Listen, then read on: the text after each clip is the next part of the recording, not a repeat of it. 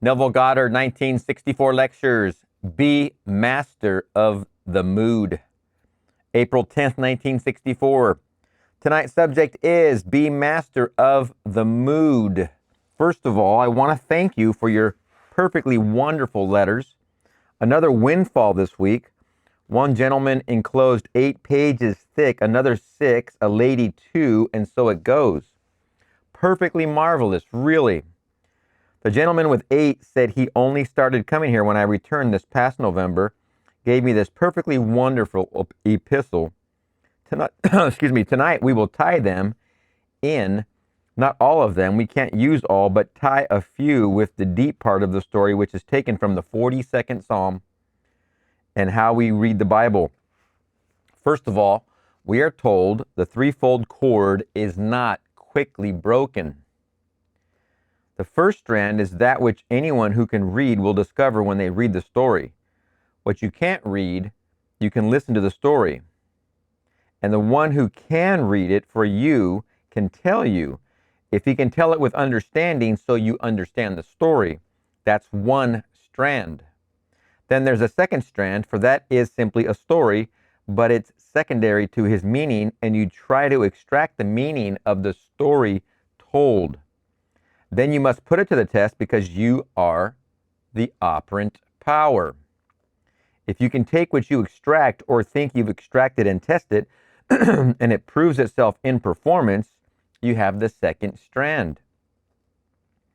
And the third comes by revelation, and you'll find every passage of the Bible autobiographical. Every chapter of the Bible will be seen eventually in an autobiographical manner. So we'll take the 42nd tonight and show you how it is seen after one has had the experience as an autobiographical chapter. He's experienced it. On the surface, it's called a maskil, M-A-S-K-I-L. A maskil, there are 13 maskils in the Psalms. This is the second of the 13 so-called. A maskil is simply special instruction. That's really what it is. Unlike all the other Psalms, read the maskil, you'll find that they are telling you something very, very deep. And don't let go, just read it and ponder it and simply scrutinize it carefully, for it has something very profound in it. That's a maskil. Take the Psalm, a psalm of loneliness. And here it is trying to give us instruction concerning the overcoming of loneliness. So here, as you read it, everyone suffers eventually, if not in the past or today, sometime in one's life, they have a sense of loneliness, where it may be through the loss of some human company. But in this case, it isn't, for the beginning of it is a thirst for God that nothing in this world can satisfy but an experience of God. You could be among millions of people and he's alone, but he can't be entertained by things outside of himself. He wants to find God. And so here in this thirst, he said, as the hart panteth after the water brook, so panteth my soul after thee, O God. My soul thirsts for God. When will I come and behold the face of God? My tears have been my food day and night, while men say to me, and they say continually, where is your God? Verses 1-3. The funny thing about this quote is heart, and I don't know if it's a misspelling, but it says H-A-R-T. But the other part that's funny in here as well is, again, if you've been here from the beginning, you start to see through the lines, and like a maskil, you read between the lines, and in this particular quote of Scripture, where is your God is, where is your imagining? It's like asking somebody, what is it you're focusing on, dude? If you're bummed, why do you keep looking at what's making you bummed? Why do you keep focusing on just that? And I'm speaking practically, of course, but if someone's very happy, you're like, what's making you so happy? Why do you feel so good? It's the same thing. Where is your God? Well, your God's focused, because God is your imagination. And in your imagination, you've put something lovely. If you're having a good time and you are all of a sudden very happy and everybody's looking at you like, what's making you so happy-go-lucky right now? because that's where your God is. That's what I take from that scripture, reading between the lines. Let's get into it. And so here is this bruised body, as it were, the scoffers knowing his interest in God, his belief in God, and he can't prove the existence of God, and they throw it up at him. He has not a thing to prove the existence of God, the reality of God, yet he cannot quench the thirst with anything that happens on the outside. It's a thirst for God that only an experience of God can satisfy. So here, first of all, he confesses his own sorrow, and then he tries to urge his soul to find rest and hope in the certainty of God. But he himself is not sure of this reality of God. He believes in God. He hasn't had the experience of God, so he's urging his soul to really find rest and hope in the reality of God. So he makes the statement, hope in God. After he tells himself, why is this soul of mine cast down? Why art thou cast down, O soul? Excuse me, let me repeat. Why art thou cast down, O soul? Why are you disquieted within me? Hope in God, for yet again I will praise him, he who is my help and my God. Then he gives us a cue. If you can take tonight, as one of my friends said in a case history, maybe totally unaware of what he did, but he was using this psalm. So in this, he gives us a cue that in his self-communion, I find no rest. I cannot in some strange way, find the peace that I seek. Then I could, by consultation with the past, find it. And so he said, these things I remember as I pour out my soul. And then he itemizes the things that he remembers. Excuse me. The first one he remembers, how I went with the throng and how I led them in procession to the house of God. And then the crowds, they were gay crowds, and they sang these songs of praise and thanksgiving. And it was a multitude, not just a few, a multitude keeping festival. Verse 4. Excuse me. He remembers that, so he claims, but that was not the satisfying experience that he wanted of God, and everyone wants it. Well, here I'll tell you one story and how this gentleman used this unwittingly. For if I cannot, by self-communion, find the peace that I seek, then I can employ this communion with time, consultation with the past. So he writes this story. I can only take the three of his stories. The first one, he said, excuse me again, I wanted really seriously to have my son say to me, you're the greatest dad in the world. And so that night before I retired, I simply imagined I heard his voice and he said to me, you're the greatest dad in the world. I did it twice. I told no one and then dropped it. On Christmas morning, when I opened the presents and opened my son's present to me, he had bought it himself with his own money, a present he wanted only for me. It wasn't something that could be shared with my wife, just my present. It was a gold-plated cup on a wooden bowl, and on the wooden bowl there was brass for some inscription, and on it he had it inscribed, the world's greatest dad. Now he said he kept it to himself. He didn't mention it to anyone, not even to his wife, just simply inwardly he imagined it. He assumed that he heard it, told no one, and did it twice. Funny, when I when I joined the military and I went away to the Navy, I wanted to, after growing up, there's a maturity that happened within me. I was aged 18 when I went in, and when I realized all of this stuff inside of me about my own dad, it was like I wanted to buy him a trophy that said the exact same thing on it. Literally, I wrote him some wonderful letters while I was in the Navy, but the point is I did want to make a trophy saying that, because it dawned on me and it opened within me the realization of how much responsibility a man had taken on. Just a man, just a person with a wife and 7 kids in the house and one breadwinner. He was that one breadwinner, and the amount of stress and responsibility. It dawned on me as I was in my throngs of learning and going to school. I was in school for 15 months first in the military, and then off to the fleet, as it were, to become an electrician. But A lot of responsibility that was to me, new as a young teenager or older teenager, 19, realizing all that and then writing letters. But I always wanted to make a trophy, and that's my testimonial from the other side. Who knows what he was thinking at the time, because of course, I don't have him here to ask, but on his end, there must have been some imagining happening, because at the time I would gather to say I was probably playing Esau more so. But all wonderful. All this is wonderful, isn't it? Isn't it wonderful? Then he said, remember, this is the guy who imagined his son telling him that, did it 2 times. Then he said, the same month of December, I went to the grocery store, and as I went through the door, here was a friend of my son.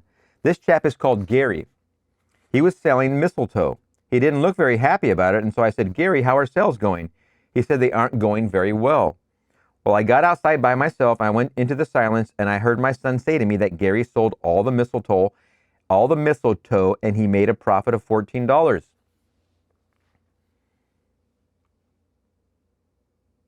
Who's going to take their time and simply imagine lovingly? It doesn't cost anything. He could have reached in his pocket and bought all the mistletoe, but that would have been like mercy to the kid, I imagine. In this case, he imagined lovingly, simply. You can't beat this. Listen to this. When I got outside by myself, I went into the silence, and I heard my son say to me that Gary sold all the mistletoe, and he made a profit of $14. So, he said, I can't tell you why I picked out $14 other than the boy is only 12, and I thought $14 profit was good for this time. It's enough for a lad of 12, and so I just said, I heard my son say he sold all the mistletoe, and he made a profit of $14. Well, 2 days before Christmas, when I came into the living room, I noticed among the decorations some holly, and I inquired, well, where did the holly come from? My son said, well, Gary had some left over, and he gave me some holly. So then I asked, what happened to the mistletoe? Oh, he said he sold all the mistletoe, and he made a profit of $14. Well, now these are 2. How do you beat that? Straight up testimonial right there. It doesn't get any more real. Now, this is where his consultation with time comes in. He said, at my home, looking from my dining room, I could see in the past a beautiful landscaped hillside about a quarter of a mile away. And then the neighbor next door grew bamboo, and the bamboo came up 6 to 8 feet above my hedge and blocked off completely this lovely view of mine. And all the benefit I got from the bamboo, when the wind blew, I got all the leaves. And so I didn't want to do anything about it physically or say anything to my neighbor, but I sat at my dining room table. Again, I did not tell anyone what I'm doing or what I did, but I saw the past. That is, I saw the hillside as it used to be seen by me, sitting where I'm sitting now. I saw it clearly in my mind's eye because I closed eyes to the obvious, and in my imagination, I recalled the scene of the past and felt satisfied in seeing that same wonderful, beautiful scene of the past. 10 days later, when I came home, my wife said to me, have you heard the news? And I wondered, what news? She said, our neighbor's going to cut down the bamboo. Well, in the immediate present, the neighbor took down the bamboo, and he said, strangely enough, it was so detailed in keeping with my image, where mine would go over now and take my vision and put it over the fence. There is still bamboo out there, lots of it, but only the bamboo that blocked my vision, only that was removed, in keeping with exactly what I did seated at my dining room table. Then he goes on and gives me another 5 perfectly marvelous ones. But here, these 5 prophets, he's telling us to consult with the past. He said, these things I remember. And they're only joyful things among the things that he remembered, not one sad note in the things remembered. So if I, by communing with myself, cannot dispel the loneliness, then I can just fall upon another aid and remember something lovely in my life, something perfectly marvelous. And once more consult with the past and put myself into that state.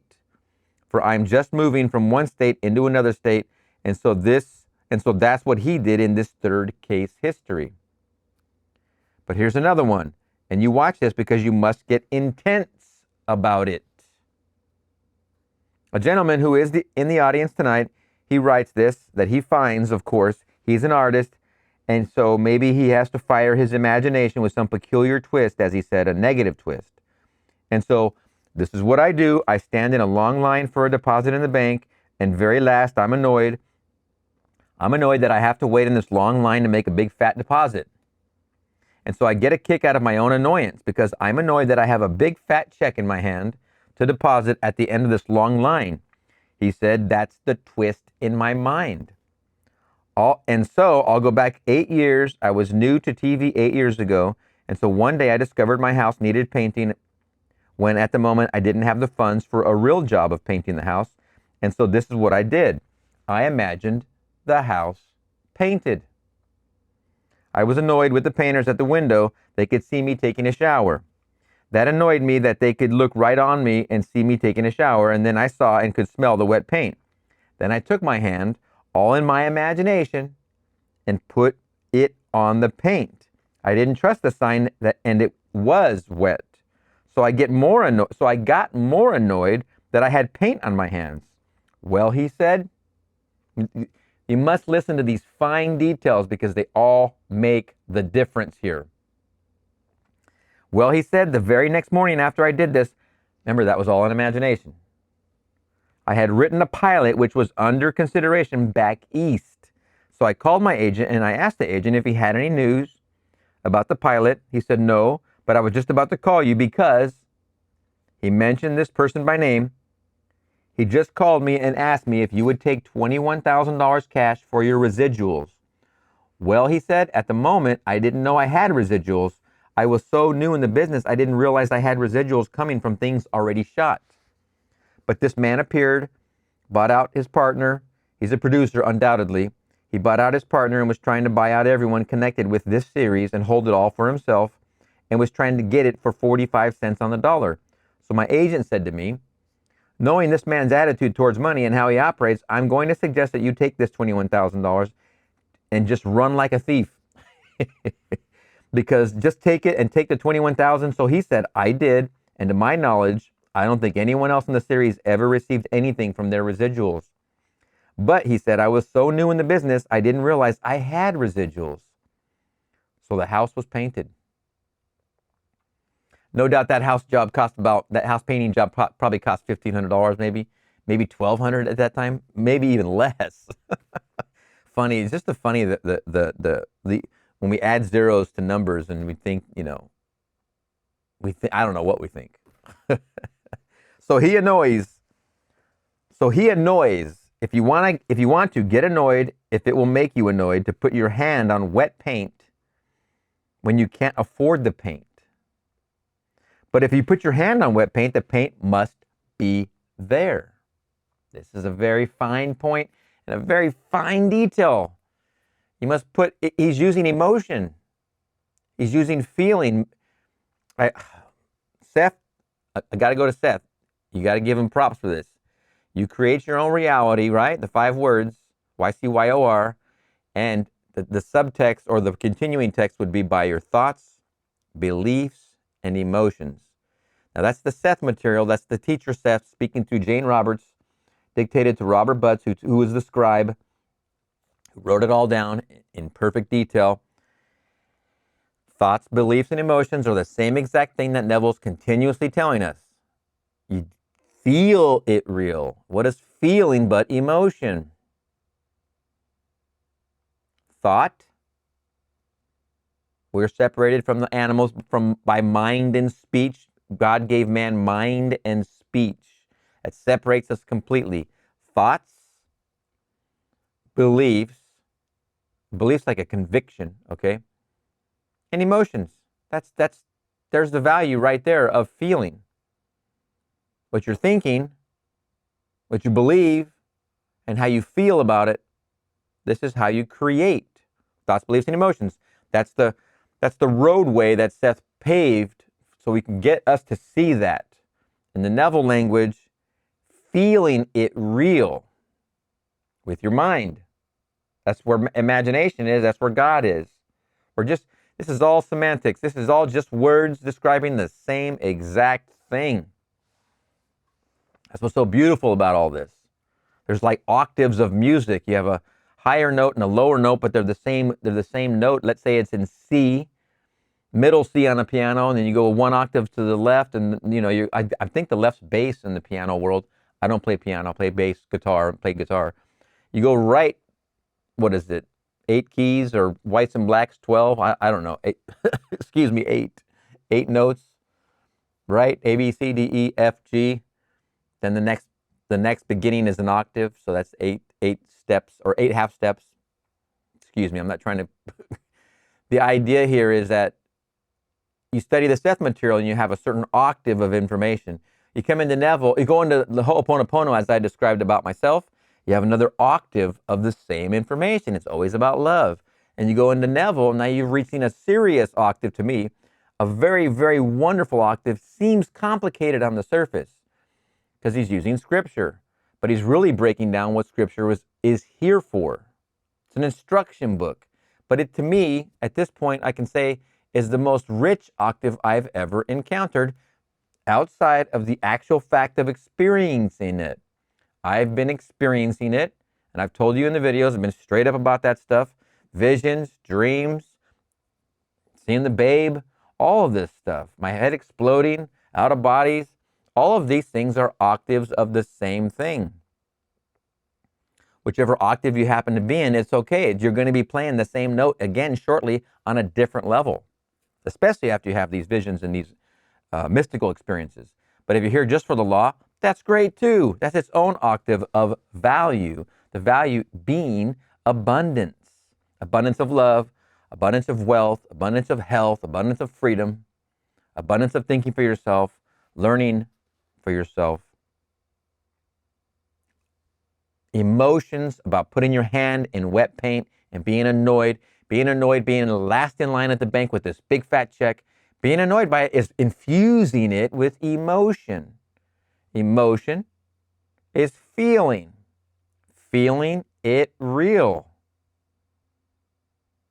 If you're going to get annoyed because you have a long line waiting for a deposit of a big fat check, well then, if that will do it, intensifying your imagination, then do it. For the thing is to get your imagination worked to the point where it becomes real to you. But he did it, and he made it real. He used this sense of sight. He could see the man watching him while he was taking a shower. He could smell the paint. That's another sense. He could see the man watching him while he was taking a shower, annoyed. That's emotion. Smelling the paint. That's a sense. One of the 5 senses right there, or 4. Remember, taste and touch could be considered one in the fourfold. What was it? That lecture? Fourfold something. So taste and touch could be considered one sense. It doesn't matter, 5 separating taste and touch. But he's using another sense. He used the one where he sees the painter seeing him. Now he smells the paint. That's 2 senses. He could smell the paint. That's another sense. He could feel the wet paint touch. That's another one. Now he's using sight. Now he's smelling the paint. Then he touched the wet paint. This is massive. He could feel the wet paint. That's another sense. And with his very annoyance, that's feeling, took these senses and raised them to the nth degree. And then it worked, and worked quickly. So in 24 hours, there was $21,000 cash waiting for him, which he took. He created it. It came out of supposedly nowhere. No one else took residuals. Now, that was a good one, man. You got to give that one a lot of credit. 3 senses and the emotion, the feeling, powerful. Now, this is a cute one. I hope she's here tonight, but she said, I'm a grandmother, and last fall I made arrangements to go to the South Pacific and to the Orient. So I said to my little granddaughter, 2 years old, what would you like Nanny to send you? Well, she discussed it with her mother, and together they came up with this request, a kangaroo, but a stuffed kangaroo. I said, all right, a stuffed kangaroo. So when I got to Australia, I looked at all the toys and I didn't like the kangaroos, so I sent her a little polar bear. I wrote the mother what I had done, so when the mother read the letter to the little child, only 2 years old, she said, "I don't want a bear, I want a kangaroo." In the meanwhile, she had been talking all the time about her little kangaroo. She told her mother, her friends, anyone who would listen to her about the kangaroo, the little girl did. So when this lady came back, she heard anew that her granddaughter was greatly disappointed in this little bear. In fact, wouldn't want it really. But the bear hadn't yet arrived. 2 weeks later, the bear came and the little girl didn't want it. She would have not a thing to do with it. And 48 hours later, a package addressed to this little girl arrived. It was a stuffed kangaroo.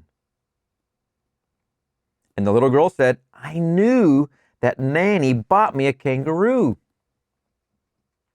The grandmother said to me in her letter, "I never did. I never bought a kangaroo for her. I only bought and paid for one thing, and that was the little bear." Now, while I was gone, she, in her imagination, only accepted the kangaroo. So 6,000 miles away, some stock clerk is trying to explain the loss of a kangaroo. And the culprit is a little 2-year-old girl right here in the city. And so these are the stories that came in the week's mail, all sheer fantasy, all based upon this conscious use of one's imagination to create reality. But we are the operant power. It doesn't operate itself. When you know what to do, well, then you do it. Just do it.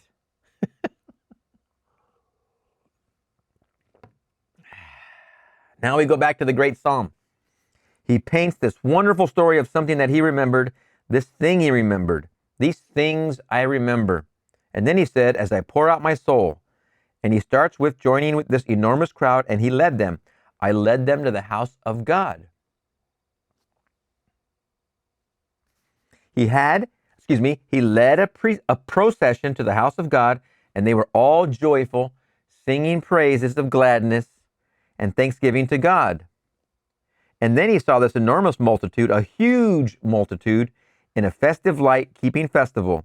I tell you, the day will come, and you open that Bible and look at it, you will be looking at it through the eyes of one who experienced it. That's autobiographical. This comes first, long before the kind of experience he wanted, but not a thing could satisfy him. He wanted an actual experience of God. But in this, you don't see God. He wants to see God. He said, "When will I come and behold the face of God?" That experience, you do not see God, you only hear God's voice. And so in this wonderful festive mood, where there are unnumbered, you can't number them, multitudes all moving towards the house of God, this wonderful sanctuary, and you, having the experience, you will lead them. You will actually be the leader, the dominant character in that entire drama. And you will hear a voice, and the voice is the voice of authority, the voice of God. And the voice will say, "And God walks with them." One of the crowd, of this wonderful gay praising crowd, will ask the voice, you don't see the face, "If God walks with us, where is he?" And the same voice will come back, "At your side." And this one, who is only a projection of yourself, the whole vast world is yourself made visible. Stamp that into your brain and know it. The whole vast world is yourself made visible. EIYPO, everyone is you pushed out, or everything is you pushed out. And this one will only respond and echo that which is taking place in you. Because the voice is now going to answer, because she is going to look right into your eyes, and she's going to call you by name, the name that you respond to here, John, Robert, whatever the name is, and she's going to say, "What, is Robert God?" And the voice will respond, "Yes, in the act of waking." And she'll be hysterical. You now, why? I think that's supposed to be K-N-O-W, but it reads N-O-W. You know why, question mark? Because you are. You can't believe it. It's too great. You can't conceive that you really are God in the act of waking. Remember, God became man so that you will wake up sometime and remember that you are him. We're all in the act of waking. God became man so that we would become God. We're man, he put himself into us. The eternity is put into there. And so he had to respond in kind because you doubt. And so she has to doubt. And she only reflects that theme, not concern so much as unbelief that is so great. And then the voice will speak from the depths of your own soul, and this is what you will hear. I laid myself down within you to sleep, and as I slept, I dreamed a dream. I dreamed. And then you will know the end of the sentence. He's dreaming that he's you. That's why all of this is taking place. He's taking you towards his holy place. And you will and you will wake with an experience of the crucifixion. Your hands, your feet, your head, and your side will be whirling vortices, each a vortex, and you will be nailed upon this body and awake on your bed where you had left it when you started the journey. So when you relive that, you will see it autobiographically. Whole thing is talking about your own experience. 10 years later will come the experiences that 10 years later will come the experiences the psalmist wanted. But bear in mind, he wasn't asking for it because the psalmist only received the dictation. As we're told in the book of Peter, that no prophecy of Scripture ever came by the impulse of man. But men, moved by the Holy Spirit, spoke from God. So men are organized by divine providence for spiritual communication, and these are called the prophets. They take it down, not knowing what they're taking down. So on one level, you can read the story and much of it doesn't make sense. Then you read it and try to extract its meaning, and that's when you take the meaning extracted and put it to the test and make it prove itself in the testing, as the gentleman proved it without destroying anything. He didn't ask the neighbor to cut the bamboo. He didn't ask the neighbor to cut the bamboos down. The neighbor had the impulse, so he thought. But the neighbor's desire to cut them down originated in the vision, the imaginal vision of his neighbor, who saw clearly sitting in the dining room where before he was obstructed by these, well, about 6 or 8 feet tall bamboos above his fence. Or just remember the law. If you got a beef with something that's growing over your fence or above or blocking your sight line or whatever it is, you have the law. You just go into vision and just watch it unfold in your favor, to your vision. Now here's another one. Blank space. This gentleman writes me that in 1933, going down the Danube from Vienna to Budapest, that he fell in love with the sight of Budapest, the lights of the night, and pledged himself that someday he would have a view just like that. So when he came back to America, he came straight to California and sought a home that would have a view comparable to this view, and he found one in the hills of Hollywood. He bought it for the view, just for the view. Well, he said he lived there for years, and recently someone planted poplar trees, and they grew up to the point where they just were blocking his lovely view, which he lived for. Well, he saw the view and not the trees. He said, Neville, did I misuse my imagination? Was it selfish of me? The trees died, not all the trees, only the poplar trees that block my view. Again, let me repeat this one little piece here. I might have went by it 100 miles an hour. He bought it for the view, just for the view. Well, he said he lived there for years, and recently someone planted poplar trees, and they grew up to the point where they were just blocking his lovely view, which he lived for. This sentence, well, he saw the view and not the trees. Very important point. He said, Neville, did I misuse my imagination? Was it selfish of me? The trees died. Not all the trees, only the poplar trees that blocked my view. Every tree in that area that blocked my view, they died. And he had an orange tree, and for reasons not explained to me, the man chopped the orange tree down. Now, he said, I just noticed another little tree planted and the leaves are coming out. But knowing what I did with the poplar trees, I'm not concerned. He said, I know, having had the experience of God, that God can't kill God. And God being love, God can't kill love.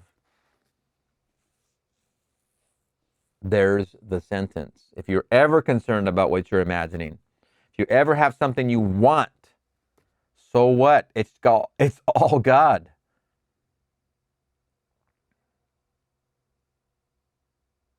For some reason, there's a fear of having an impact, that it's just for me.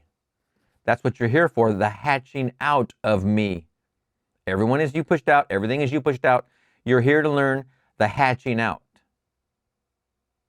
To be overly concerned with whether you're going to have an impact or not, that's not the point. The point is the hatching out of your desire, whatever that is. You want the trees gone, imagine them gone. That's a big point, and I know it is a big point, and it's a place where we can be. I say we, I don't mean to say you. Let me say that's where I have become snagged before. In case you happen to go where I have been snagged before, be very mindful of that snagging, where you think you're impacting others negatively when in fact, you're here for the hatching out of your desires, period, full stop. This is all about you. It's always ever been about you and will forever and forever be about I am. How simple. Sounds simple. Seems very simple on the surface. I know, having had the experience of God, that God can't kill God. And God being love, God can't kill love. It only rearranges the furniture of the mind and lets something come in to conform to the structure of my imaginal act. For you can't kill love. We just went over that in a lecture recently, and that one profoundly hit me between the eyes, and I freaking love it. That's one of the best things I've read in this material. There's been a lot of great things in these, how many videos so far, I don't know, but you can't murder love, I think was the phrase. That one really almost knocked me off my seat, man. I mean, to tell you that this is profound. For you can't kill love. And God created all things, as we're told. Never would you have made anything had you not loved it. And if everything is you pushed out, guess where that responsibility is? And so you don't kill the tree when you burn the tree. You don't kill anything as you think you destroy it, really. So that was blocking his view, and this thing in his mind's eye was so vivid when he came down the Danube on his way to Budapest, and that vision of Budapest was to him so thrilling that it influenced his choice of a home. Then to have someone block it, he couldn't stand it. So he, too, went forward and communicated with the past. He saw the city as he always saw it. He would have no trees block it, and so they died. He didn't ask the man to cut them down, and that could have been an argument because they grew on the man's property, not his property. That could have started some unpleasant conversation, and so without asking anyone's permission, he saw clearly that clear, wonderful vista that he always enjoyed. So when you go back and when you read it and you see it in 3 levels, like the ark is built on 3 levels. On the lowest level is where man's senses with intelligence can read the story. But bear in mind that the story is like a dream, for these were taken down practically in a dream state. And so every dream is a parable, for these are all parables. But the story is secondary to the meaning of the story, so you get the meaning. Don't change one word of the story as it is. If it's good translation of the original text, leave it, for you're going to experience it. And that's the depth. One day you will experience this enormous journey toward the house of God, and you will hear the voice, and you will know with a thrill you've never known before who you are. For you are destined to awake as God. For the voice will say, yes, God, in the act of waking. Then the voice will speak to you from the depth of your own soul, and you will hear it and pass through the sensation of being nailed on this cross of flesh and blood. Then will come all the others, for you are told, now we're going to go up to Jerusalem, and all that is written about the Son of Man will be accomplished. I am going to Jerusalem. That's where you're headed when you find yourself in this enormous crowd, and all that is said of the Son of Man, that's you, will be accomplished as you start this journey. By the time you get there, it is all accomplished. What was accomplished there in that grand city? Its birth. Weren't you resurrected there? Who was resurrected there? That's where he's resurrected. And was it there that you saw David? It was David. It's called the city of David. And all these things will unfold within you. But here, on this mastery of moods, it is so important that you actually observe yours and use anything to get out of a bad mood, but anything at all.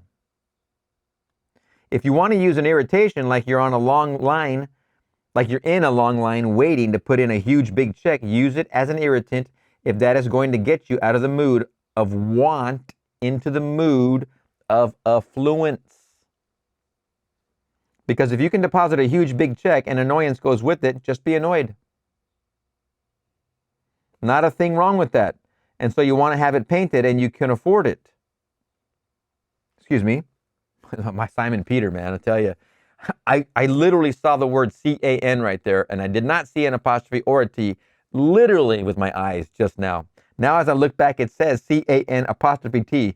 I literally, the Simon Peter effect, man, it literally affects my vision. And so you want to have it painted and you can't afford it.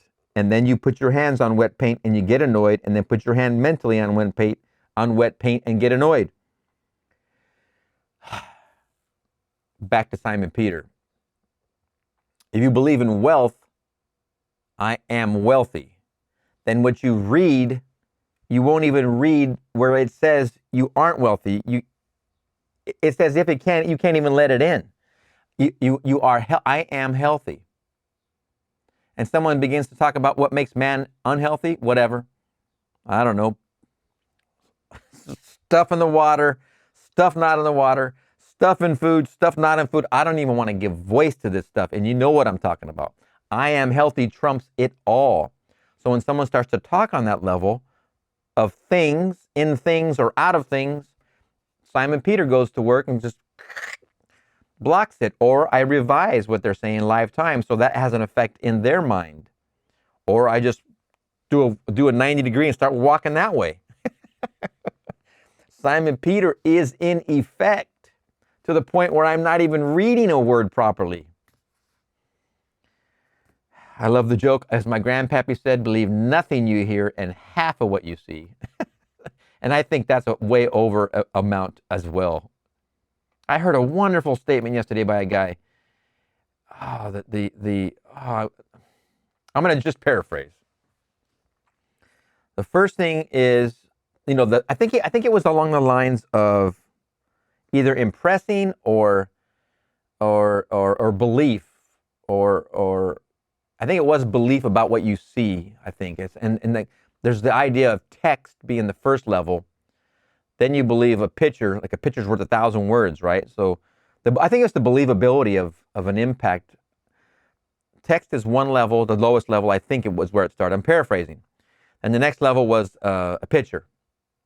Then the next the next level of belief from a viewer would be seeing this in a recorded video. And I believe that was the next level. Then the next level was, or no, it was a video, yeah. Then the next level was something to do with a recording on video. And I think I'm missing one there, but then the most impactful one was a live video, was the most impactful of the communication concept here. From text, literally, believe nothing of what you hear. Oh, maybe it's what you hear first, then what you read, then a video, then something like this. But the highest level of impact was the actual live presentation, which is a commercial for me. I will be doing some lives soon, and I haven't figured that out yet, but it's coming. But that's the most impactful, because if the person sneezes or coughs, it's right there and it's real. And you can't actually fake that. You can't edit that. That's one of the main reasons I don't edit these videos. I want you to get the whole thing. You've seen me shed tears. You've seen me sneeze. You've seen me blow my nose. I'm a real person. This is not AI. This is actually a person, man, communicating to you from his experiences, from his wisdom, from the power of all of this material. And we're trying to create this thing together where we wake up and we realize we are he. I am he. My Father and I are one. My Father's greater than I. Doesn't change that I am he. Equal. So this whole impact is from real. It isn't. There's a great channel out there that's using Neville AI. And I think it's probably the one, because it's actually Neville's voice. It's wonderful stuff, but I what are you experiencing? Are you going to experience AI? No. And if you're going to call your dreams AI, that's not happening here. Your own visions and dreams are not AI. They're actual intelligence. Yeah, they are AI. Excuse me, I'll take that back. AI is actual intelligence. Joking. Kidding aside, let's get back. No more rant. And so you want to have it painted and you can't afford it. And then you put your hands on wet paint and you get annoyed. And then put your hand mentally on wet paint and get annoyed. And so he has that quirk. And so he's creative, and yet maybe he needs that peculiar quirk of negation to spur his imagination to create. Maybe he does. But if he can't use that, that's a contribution of that to each who will accept it, to bring here and share with me what they did. And then you can use that and apply that to business. If something annoys you in business, it's so big that you didn't have time to handle it. Would something annoy you? If the oil for blank space that you could fill, well, then get annoyed. It's far better that way than not have any oil. And so you take this and apply it wisely. It's a simple technique.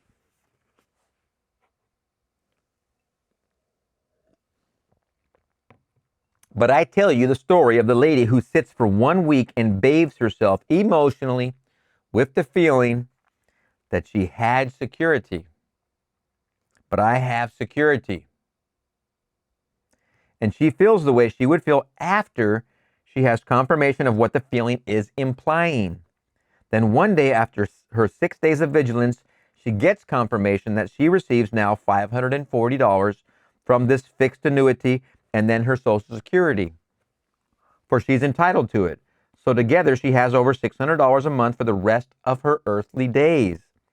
She just spent the winter in Barbados. She called me long distance. She called me this past week to bring me news of the family in Barbados. And that was an extra gift that didn't come out of her $600 a month, because she couldn't afford that for the time she spent in Barbados.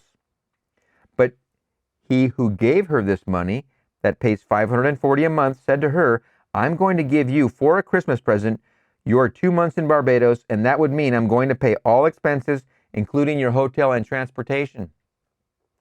So that was additional. She has accepted that way of living now. And this lady before this never earned more than $75 a week at any time in her life. Now, that was a mood. Remember her mood? But I have security.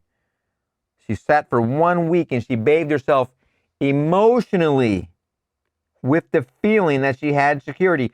But I have security. Isn't it wonderful? See how everybody's applying it to they're tweaking it in their own way. It's wonderful. She never earned more than $75 a week at any time in her life. Now, that was a mood. Even that was a mood. That was a controlled mood. She was simply a receptionist in a beauty parlor. And so before she left for work in the morning, she took her morning tub, as she told me, and while seated there, she would feel the way she would expect to feel after she had confirmation that she had financial security. Don't miss the fact that she was in a bathtub doing this. You cannot shake the reality that water is a symbol of feeling. Water is a symbol for belief. Water is a symbol for a lot of things. But what are you in when you're in the womb? You're in water, in salt water, believe it or not. That's a whole nother subject, and it's a beautiful one. With the Earth's oceans, I have the same mineral profile as that water you're born in. But she was in a bathtub. I wanted to point this out. She was in a bathtub, and that water is a mood inflecting thing. And you couldn't do this any better. This is a great example of success right here. Sitting in a bathtub, emotionally feeling something, is doubling the power, in my opinion. And so before she left for work in the morning, she took her morning tub, as she told me, and while seated there, she would feel the way she would expect to feel after she had confirmation that she had financial security. She bathed in it, as it were. What a wonderful way to put that, Neville. Then on Saturday night of that very week, she was informed by this man who did not entertain this thought until Wednesday of that week.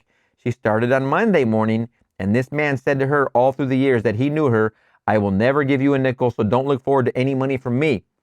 They were friendly, they were friends, but he always said to her, "We have had fun together. I've paid for all the expenses in this world, like the theater and all these things. That's all you're getting from my world." Even in the face of complete denial. And she believed it until I said to her the previous week, "Don't you read my books?" Go back and read the story of a lady in the book called The Law and the Promise. And turn to the chapter called Moods. That lady was about your age. She's 56. And you tell me sometimes you're 55, the next time you're 55. Oh, excuse me. And you tell me sometimes you're 55 and the next time you're 65. I don't know. So I would say you're both the same age. So you go back and read that book. But if you don't have the time to read it, let me tell you what she did. So I told her exactly what the lady did. This is now on a weekend. The following Monday morning, she began to put it into practice. So I made it very, very clear to her. You are the operant power. You are the operant power. Knowing what to do and doing it are two entirely different things. So she did it religiously for 5 mornings. On Saturday night, he said to her, "I don't feel like going out to dinner tonight. Suppose we have dinner sent upstairs." And so they had dinner sent upstairs.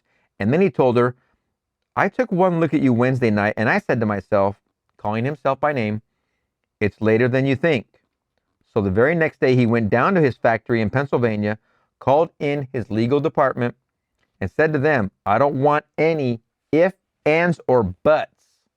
I don't care what it costs. I want so much money, $540 a month, paid to this lady, and I want it now. I don't want it next year. I want it to start immediately." So he figured out all that it would cost after the lump sum of money. He said, "But your taxes alone will be $28,000. I don't care. It must be tax-free." This gift is a tax-free gift, so add the $28,000 to it, whatever it costs for this lady's age to receive for the rest of her earthly days. And furthermore, the money is a gift in the sense she does not have to pay it back to me or to my estate should she precede me in death. She can throw it away. She can will it to a kennel. She can will it to anyone she wants in this world. It is her money. But she cannot touch the principal while she lives. I put this proviso only to protect her because I know when someone has that sort of principle, someone will know of it and then get it from her. So that is one proviso. She cannot dispose of principal while she lives, but she can give it away or tear it up in a will of hers when she's gone from this world. And so he paid the $28,000 extra to make it a tax-free gift. That's a mood. At some point, you have to realize it's you pushed out. Whatever you're going to do here, it's going to reflect there. That's the screen of space. She never was concerned about the how. She didn't talk about the whom. It didn't matter. That's never, ever, ever the point. Do you know anybody who's rich? That doesn't make a damn difference. That is never about that. It's only about what's happening here. What kind of mood is here?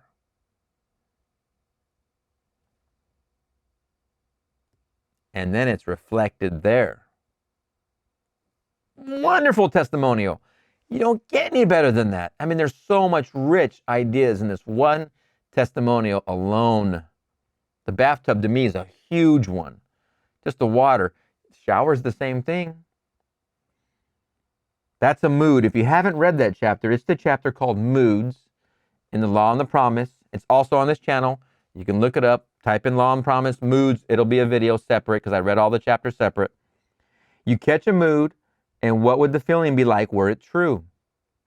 Well, then ask yourself the question. Suppose I had so-and-so. Well, what would the feeling be like if it were true? I'm going to remember, I'll put the link to Moods in this description box for you. Suppose I had so-and-so. Well, what would the feeling be like if it were true? What would it feel like if it were true? What would it feel like if it were true that you had a 1986 Yugo in your driveway? 55 horsepower. What would it feel like if it were true if you had a 2025 Ferrari? Or what else is there? What's fun? What if you had a bizarre green Rolls-Royce SUV in your driveway? What does it feel like? If you have a set of keys, I don't have any keys in front of me, but if you had a set of keys, it's a key. Whether you does it matter what the key goes to? It's a key. It's a car key, a fob, whatever. Not the point. It's a key. Nowadays, a key is a fob. It's the same thing. It's a key. You have a key in your hand. What difference does it make if that key is the metal key to the Yugo or the fob to the Ferrari? I want to be as facetious as possible. The Rolls-Royce, crazy green Rolls-Royce SUV. That's where I want to go.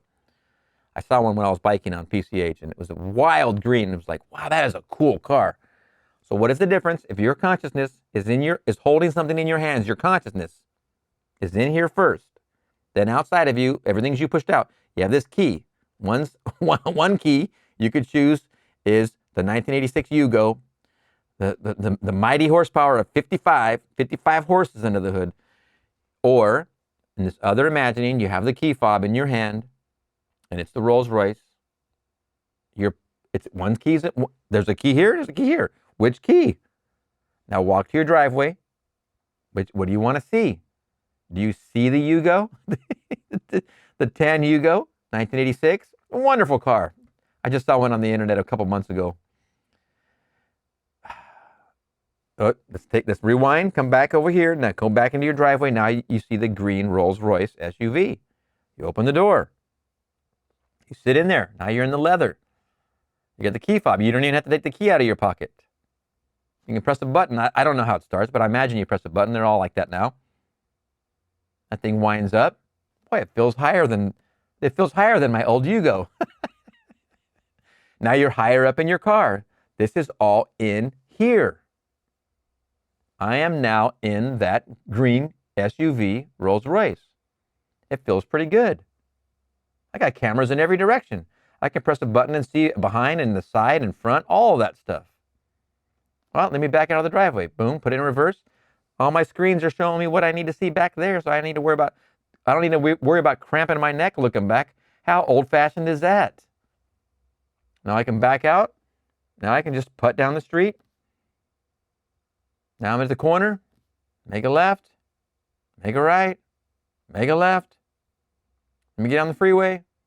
Let me get this thing and see how fast it goes to 65. Of course, we never drive faster than that in Southern California.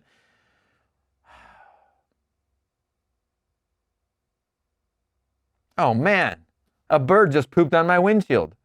Forget it. I'm getting off the freeway. Back to the car wash. Yes, give me the monthly car wash. Give me the highest one, because I'm only going to treat this car with the best wax possible. Here's my credit card. All right, now I'm driving to the car wash. Perfectly clean again. Don't even have to vacuum because it's all brand new right now in my imagination. Now I'm going back home. I'm going to pull back in the driveway. I'm in the driveway. Now I get out. Now I'm looking back at the car. Wow, that was fun. I walk back into my house. Okay. That's using God. That's an example of God in action. It does not get any simpler than that. Go to the little Pammy video and her wonderful, amazing 4 manifestations. Little Pammy had it right. If anybody has any children in their house or they're near some, just ask them to close their eyes and do what I just did and watch it. Just watch what happens, because that is God in action. If you're in your imagination doing what I just did, you know him. You found him. It's that simple. It really is that simple. Now, I put laughter in there. I put a little bit of annoyance at the bird poop on my windshield. I couldn't believe it. I got off the freeway disappointed. Went back to the car wash. I bought the best level. I bought the monthly service on it. Now it's always going to be washed whenever I want to drive through there. If a bird comes near it, it's going to be clean again instantly. Emotion. Oh, I forgot. I got the little smelly thing they give me when I go to the car wash each time. So I hung that in there. And I can smell that smell. It's not a bad smell. It's a good smell. I can feel the seats. I can feel the steering wheel. I saw everything as I drove by. I saw the park, saw the streets, saw the car wash. What a nice drive. I smelled, I saw, I felt, touched. Oop, wait, I'm back in the car. I forgot to take a drink. I forgot to take a drink of my cappuccino. That's not bad. Now I just put everything together. I was touching, I was tasting, I was smelling, I was seeing, I was feeling. All of those are the use of God. When you find him, you use him, and you put it into your reality. You put it into your feelings, and your feelings are going to project it onto the screen of space.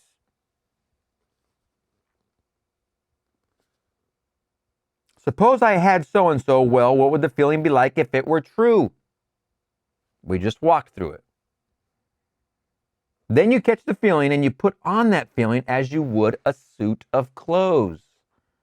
You know, if you really put on a new hat for the first time, you think nobody knows it's new, but you think that everyone knows it and you feel uncomfortable in that hat until you wear it.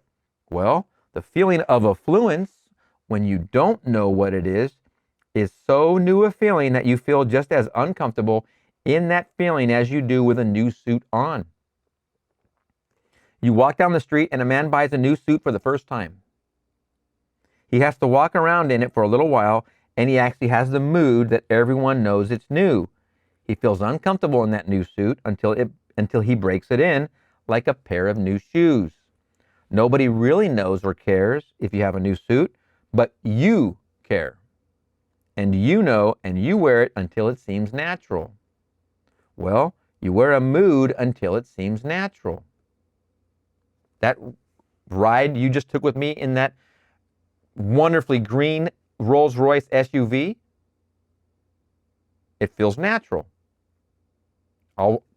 After this is over, when I go into the silence, I'm going to get back in it and go for another drive, and it's going to feel more natural. Okay? When Well, you wear a mood until it seems natural. And when it seems natural, it has taken root. And it will grow and bear fruit in your world. And I like to say, it's going to project onto the screen of space. So these are the moods.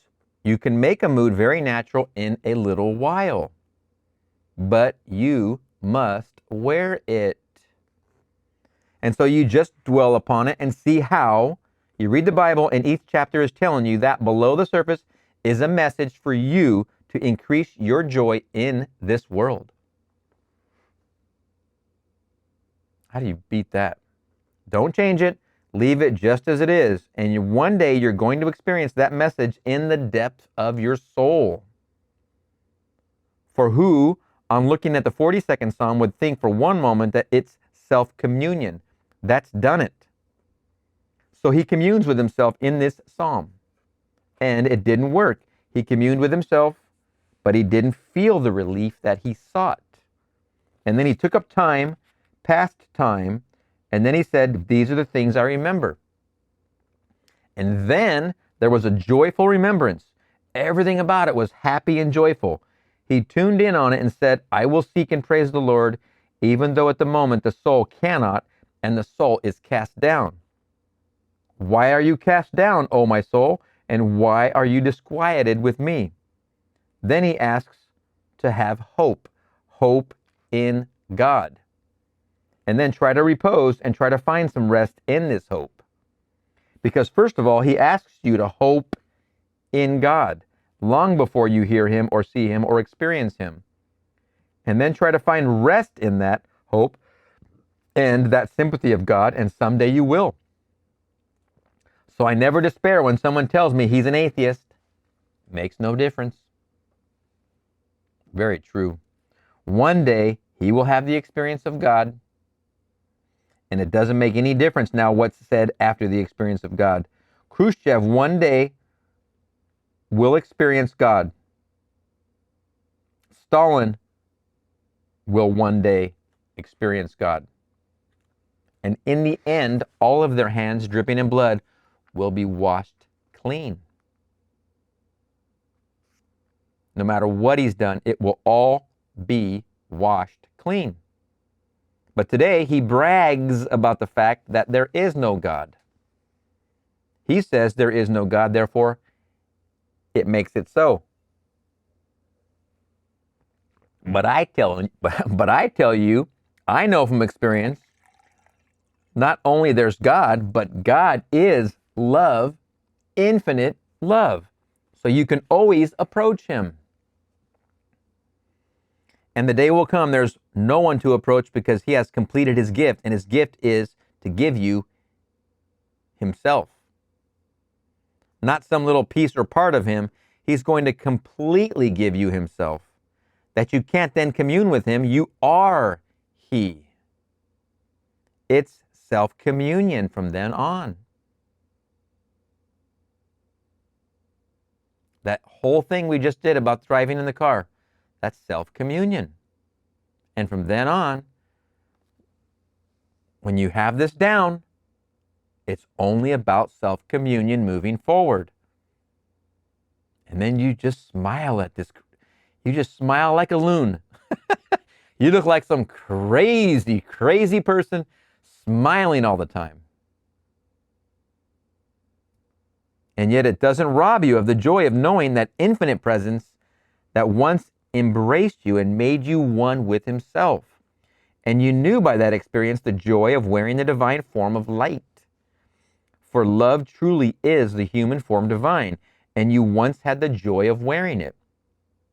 And you know, although you can't see it, and the mortal eye can't see it, still it will never detach from you.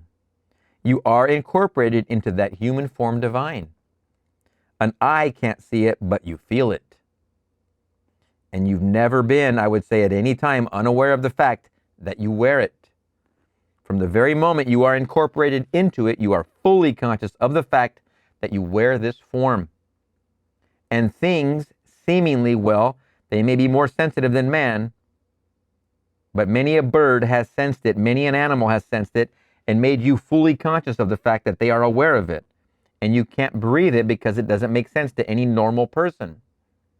But then something that is actually a flying being, a bird, that bird will be arrested in its tracks. That makes it very, very conscious of the fact, fully aware of the being that you are, and then your blank space. I've had it happen time and time again, even to a little thrush. When I lived in Beverly Hills, this little thrush, every day of its life, I was there 10 months, it would bring me its gift. Its gift was a sprig. Come right up, follow my steps, look at me first to get my attention, and then drop it before me. Then one day it got what it wanted. It wanted to get into my house, and so I let him. It walked around perfectly tame, and then I opened the door, and out he went again. But not only one day did it fail to bring me a gift, the gift was to him a marvelous gift, a sprig.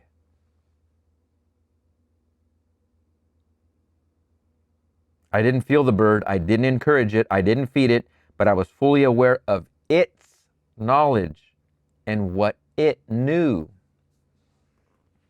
So Blake made the statement, how do we know but every bird that cuts the airy wind is an infinite world of delight closed by our senses 5? He was not alone in his vision of the bird world. Victor Hugo saw it and described it beautifully. Many a mystic sees it and describes it beautifully, but we think they are just simply birds. And every bird that cuts the airy wind is an immense world of delight closed by our senses 5. Man has no idea what is prepared for him when the gift is completed and his eye is open and he's wearing the human form divine. But in the meanwhile, use these moods wisely.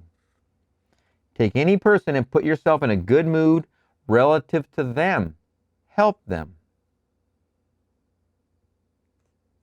Help every being in this world and do it lovingly, costs you nothing. Go into the mood that someone told you good news concerning himself, wonderful news. And don't wait for confirmation. Believe in the reality of that imaginal act and go your way. There's a lady tonight in this audience. I haven't seen her in the longest while. In fact, I often encourage her not to come. She comes alone, comes from a far distance, and she finds driving at night not the easiest thing in this world. But I know this problem because her husband had it, and every medical doctor confirmed the other doctor that this open wound in his side could never heal. It could never heal! Exclamation point. He'd been going back to the hospital from time to time for further treatment, but everyone assured him that it would never heal. No tissue would grow, none whatsoever. 2 months ago, she said to him, now look here, let us stop this nonsense. You and I know this principle, the law. We know how it works. You look into my eyes and you see the expression on my face when I know that that thing is cured, and I'm going to see on your face when you tell it. Remember, when 2 or more are gathered in my name, this is where fireworks go off. This is way more impactful when 2 or more. And he went to work doing it, and he did it daily. This was religious practicing. He said to her recently, I've got to go to the hospital. Call up and make a date for me today. This thing will not stay in my side. So they made a date, went to see the doctor, the family doctor. He took a look at it and said, why isn't this thing remaining in the side? Then he examined it, x-rayed it. He said, this is a miracle. No one's going to believe this, but tissue has grown. That's why it can't remain in. He must have had some kind of thing poked into him, but I don't remember seeing that piece. No one's going to believe, but this tissue has grown. That's why it can't remain in, and you don't need any operation to clean up what is there now. We can leave it just as it is. The tissue has started to grow in the most marvelous way, and not a thing can remain in there because the tissue will push it right out. It's all growing. And he's had that like a thorn in the side of Paul. A constant reminder of his own mortality. Now the doctor saw it and the x-rays confirm it. There's a new case of history. There's a new case history, blank space. Well, isn't that marvelous! Exclamation point. All by the use of imagination, exclamation point. So I ask you simply to treat it naturally, but seriously. And believe when I tell you that an imaginal act creates the fact. All day long, you and I are creating all the confusion in the world or the joy in the world, depending upon what we experience. Just like the little girl 6,000 miles away simply caused some person to fill an order that wasn't there. That's exactly what she wanted, and it came. So I'll hold the other stories for the next time, but still, because I have so many now, don't stop. Write them and write them and write them that I may share them with everyone who comes here. These are wonderful testimonials. I got to tell you, I love these, man. These are profound. Love it. I want them by the hundreds. Where did this mail go? If Victoria got it, I don't know that she valued it. I don't know anything about Victoria except for she recently passed away. She lived local to me here in Southern California, but I think Santa Monica, I believe. And boy, oh boy, I mean, that's archives of valuable archives right there. I know the Seth material is in the, is that the Smithsonian? Maybe. But this body of material is also that valuable, similar, akin to the Seth material, in my opinion, big time, actual people putting to use the principles that Neville was espousing, which is basically just a breakdown of how the Bible works. The Bible works. The instruction book known as the Bible. Write them and write them and write them that I may share them with everyone who comes here. I want them by the hundreds. I have a few more weeks left, and I still want as many as I possibly can get, confirming the truth of what I'm talking about here. Now let us go into the silence.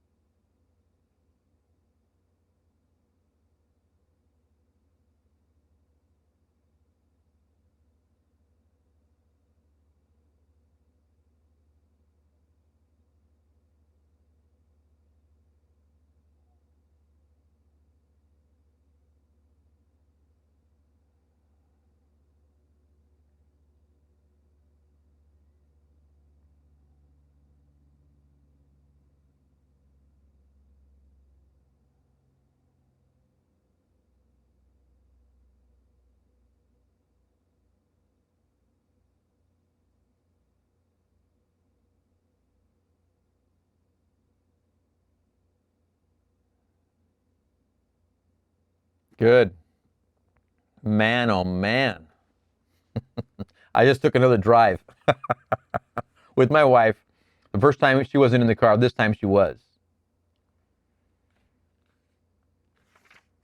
Wow, what a wonderful lecture. Oh my goodness. I thought there was going to be some Q&A, but that's the end of it.